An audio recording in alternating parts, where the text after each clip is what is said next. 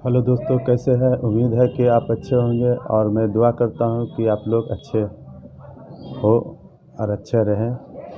कहना यही चाहता हूं कि आज मैं वीडियो लेकर आया हूं, एक सिख भाई के वीडियो लेकर आया हूं जो जाकिर नाइक साहब से सवाल करते हैं कि गुरु नानक ने एक बार कावा किया था, तो गलती से शायद कावा के तरफ पैर रखकर वो सोकर थे। तो सुबह में जो सफाई करने वाले आते हैं तो उनको ज़ोर से पाँव को झटका मारकर जो है उनको एक साइड कर देते हैं। तो वो बताते हैं कि जिस टाइम गुरु नानक का पैर जब उधर से झटका मारा तो कावा भी उधर हिल गया। तो इसी के बारे में जानने के लिए एक सिख भाई ने आकर जाकिर नाइक से सवाल करते हैं कि क्या ये सही है या नहीं, इसका जवाब मुझे दें। तो आइए हम देखते हैं जाकिर नाइक साहब से कि वो क्या बताते हैं। आइए। और अगर मैं यहाँ नहीं आ पाता तो शायद अपने आप को ज़िंदगी भर माफ़ नहीं कर पाता। आगरा की सरजमी पर आके आपने ये जो रोशनाई जगाई है, ये वाकई में हम तो उस अल्लाह ताला से दुआ करेंगे,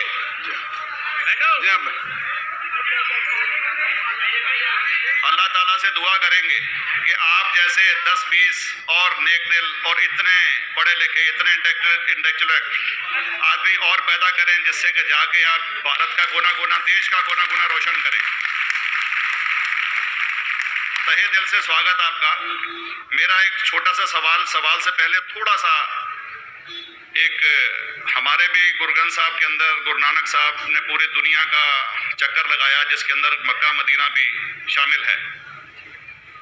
और जैसा कि एक सवाल इससे पहले हो चुका है कि गैर मुस्लिम जो है मक्का मदीना में अलाउड नहीं, या वहाँ का कैंटोनमेंट जो है अलाउ परमिशन नहीं देता। मगर ये तो तय है, आप मानते हैं, इस्लाम मानता है, हम मानते हैं, हमारे ग्रंथों के अंदर दर्ज है।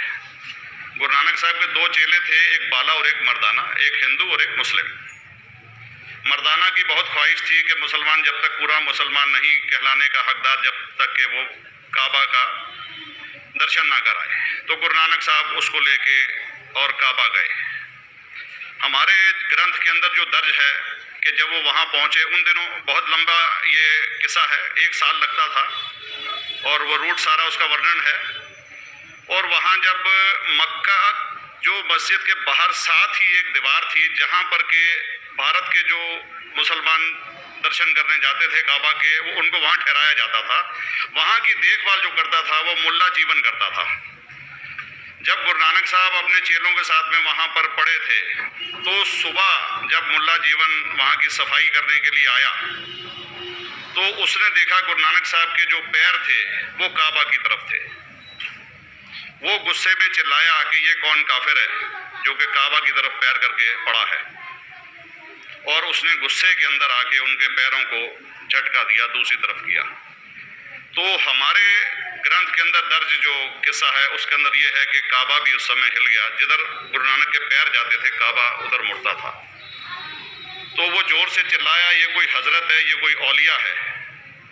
तो उस समय के जो काजी थे मक्का के, काजी रुकनदीन साहब थे, और शाह शरफ, कई हस्तियों के नाम हैं उसमें। तो मैं ये जानना चाहता हूँ कि ये वर्जन को आप मतलब एग्री करते हैं, और करते हैं तो इसका हमारे मुस्लिम ग्रंथों के अंदर किस तरीके से उल्लेख है, ये कृपया बताएं। भाई साहब ने एक सवाल पूछा अपने गुरु ग्रंथ साहिब के मुतालिक, और अल्हम्दुलिल्लाह मैं भी गुरु ग्रंथ साहिब पढ़ चुका हूँ।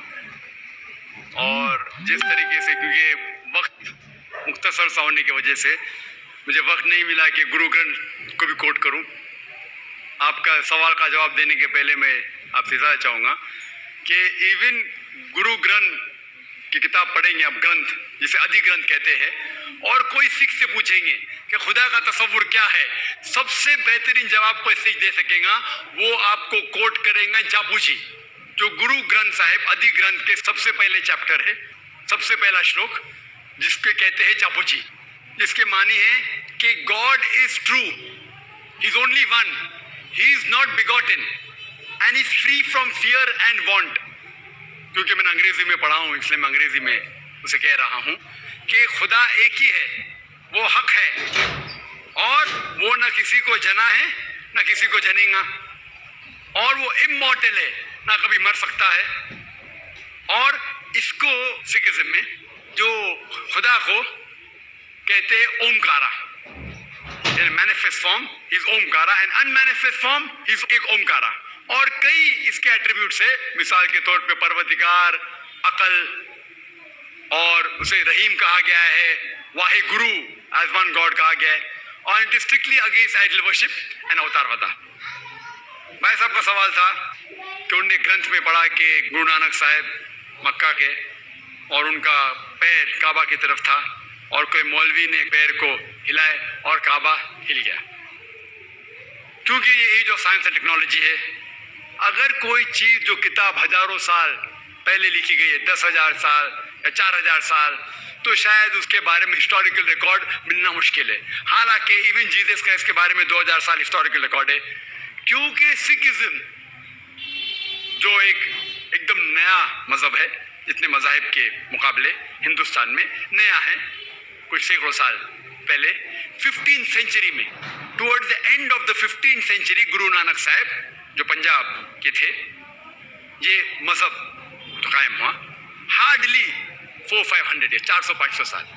और अगर ये मान लो, सपोज मिसाल के तौर पे मान लो, मैं क्यों कह रहा हूँ कि मैं नहीं चाहता हूँ किसी को बुरा लगे, मान लो ये सच है, मान लो अगर 400-500 साल पहले अगर ये होता था कि काबा इधर से उधर हिल जाता था, तो हिस्टोरिकल रिकॉर्ड में बिल्कुल लिखा होता था। और कई हिस्टोरिकल रिकॉर्ड में ये नहीं कि काबा हिला इधर उधर, कई हिस्टोरिकल रिकॉर्ड आप देखेंगे। हिस्ट्री इतनी अल्हम्दुलिल्लाह 800-900 साल पहले, 1000 साल पहले जो मुगल ने किए, बिल्कुल लिखा हुआ हिस्टोरिकल रिकॉर्ड में।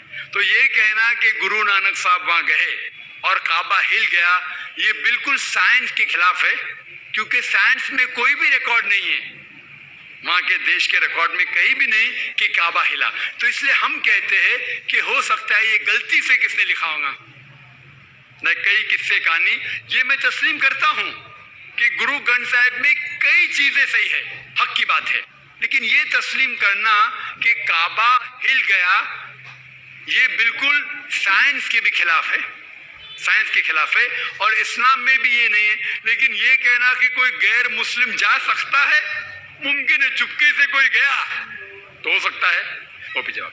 हेलो दोस्तों, तो आपने सुना जाकिर नायक साहब ने खुले किताब में ये हिस्टोरिकल बता दिया है, ऐसा कहीं नहीं लिखा हुआ है, और अगर जो लिखा हुआ भी है तो किसी ने गलती से लिख दिया हो, वो अलग बात है।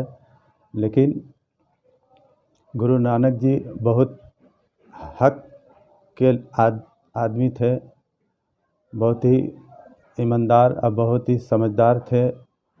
और ज़रूरी से कहना यही है कि अगर 1000 साल का इतिहास लिखा सकता है तो 500 साल का क्यों नहीं। बस ज़्यादा कुछ नहीं कहना चाहता हूँ। आज तक के वीडियो यहीं तक, चलते हैं। अस्सलाम वालेकुम।